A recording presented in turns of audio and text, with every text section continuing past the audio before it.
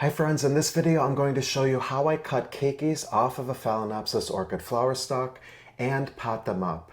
I first noticed this one keiki here growing about 7 months ago, and it's big enough to cut off and pot up. And then this one started to grow as well shortly after that. For the purposes of this video, I'm going to demonstrate with this one keiki here, and the process is really very simple. So first I like to consider the 3-3-3 rule of thumb. 3 leaves, 3 roots that are about 3 inches long. Now that's a rough rule of thumb, and in this case both of these have 3 leaves, so that checks that off. And they have 2 roots each, so that's close enough for me.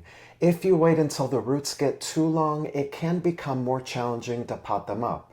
As long as you have at least a couple of roots that are anywhere between 1 and 3 inches long, you're good to go.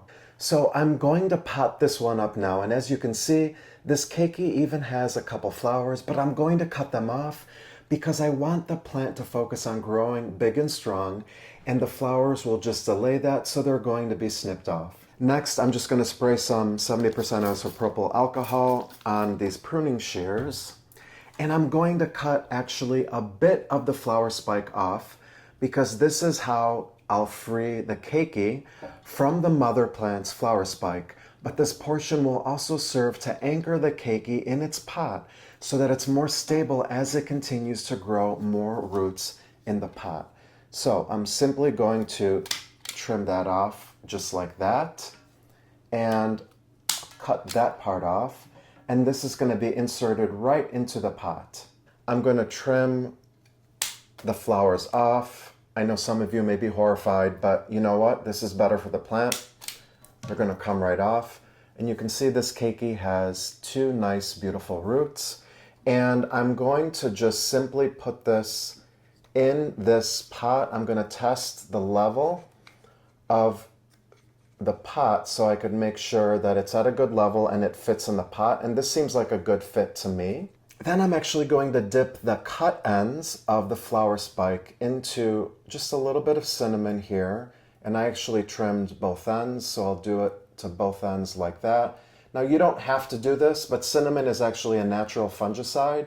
I don't think it's 100% necessary, but it doesn't hurt and it's a good precaution. And like I showed you here, I'm just choosing a pot that is just big enough to fit the keiki's roots. You don't want to go too big. And in this case, this is a 3-inch diameter pot. And I like to use sphagnum moss to pot up keikis. It's a great medium to nurture the small plants because they will need consistent moisture, and it also helps to provide higher localized humidity in order to nurture your baby orchid. So you can use bark too, but you might find that it doesn't retain enough moisture and you'll just end up having to water too frequently, which can get really annoying. So here I have some sphagnum moss that I soaked in water for a few minutes and squeezed out all the excess water and fluffed that up a little bit. So what I'm going to do now is I will take some of the moss and I will gently wrap the moss around the keiki. Now I want to have the level of the moss underneath the leaves. I'm not going to bury the actual leaves.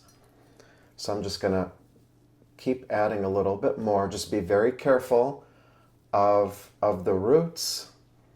And once I have enough moss on here, I'm just going to place it directly inside of my little pot here. I'm going to go just like that. And I think that's a wonderful fit, like that.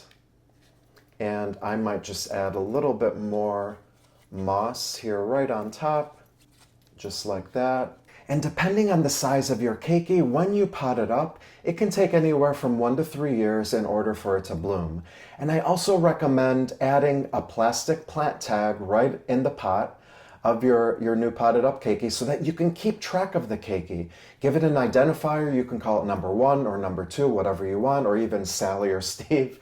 Some people like to name their plants, so that you can identify them and then use it as a cross-reference in a journal.